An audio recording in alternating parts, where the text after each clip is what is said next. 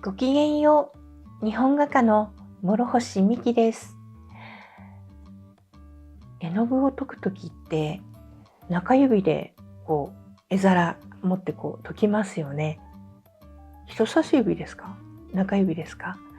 基本的に中指で解きましょうみたいなことを学生時代に習っていて、それがなんでかっていうのはちょっと教授に尋ねずに過ごしていて、ある日ですね、病院にかかった時に、この爪のところに、中指の爪のところに色が入ってて、中指で絵の具を解くんですねみたいなことを言われたお医者さんがいて、そうなんですよ、なんでだかわからないですけど中指で解く習慣がありますって言ったら、なるほどねと。中指のこの腹のところが感じやすいものを捉えやすい神経があるとかないとか、そんな話を聞いたことがあるんですよ。それで今日は準備をいたしました。その前に自己紹介をさせてください。私は日展会の日本画家です。日頃は動物画を描いております。大阪芸術大学の日本画コースで客員教授をいたしております。もしこのチャンネルがいいなと思ってくださった方は、ぜひチャンネル登録をよろしくお願いいたします。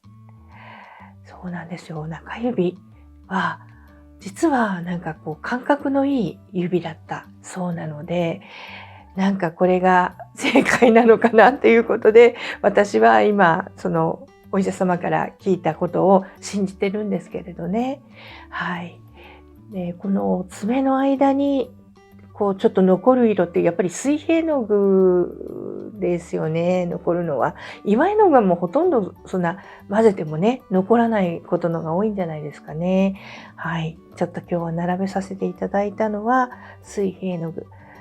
こちらは、中川五分さんですかね、の、水平の具。で、こっちは彩雲堂さんの水平の具ですね。はい。これはもうごく一部です。はい。こっちの、私は、京都の彩雲堂さんの水平の具を使っています。それで今実際ね、目の前にあるのは、私の親友の、形見ですね。形見に頂戴したもののほんの一部を今日ちょっと持ってきました。で、彼女はどういう絵の具を使っているのっていうことを私に尋ねたので、こんな番号でね、この番号がすごくいい色だよ、使いやすいよみたいなのを全部買ってみて使っていたんだなっていうことを、亡くなった後でね、この絵の具が届いて気づいたんですよね。なんで箱を開けた瞬間ね、私はね、もう号泣でした。そういう彼女の姿が見えたというかね。なんで私の宝物です。はい。もちろん、大きい瓶によく使う色は入れて絵の具棚の方にもあるんですけれど、こういうね、一両瓶に入っているものっていうのも残ってます。はい。結構どこで買ってらっしゃいますかね、水平絵の具ね。で、水平絵の具を使わないっていう作家さんも結構いたりもしますよね。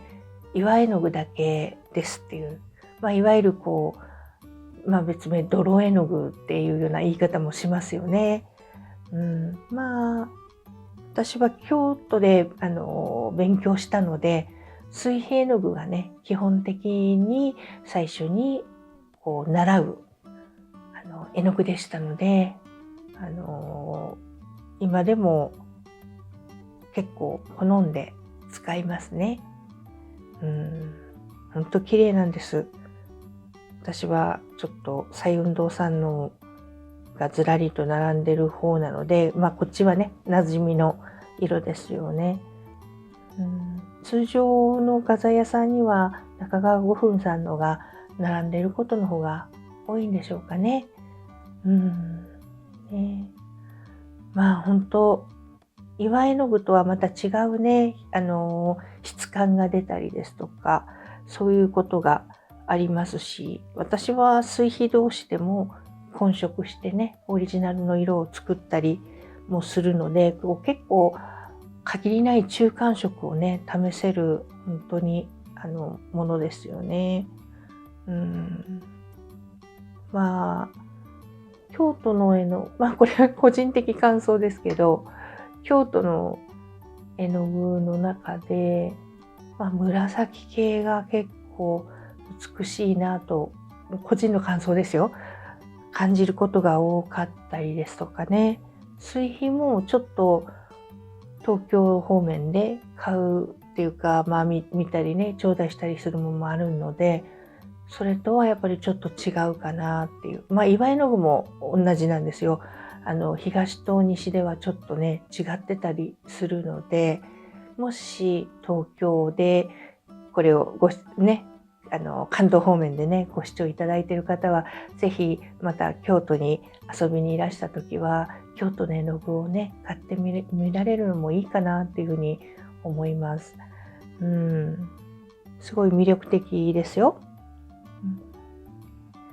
そうですね。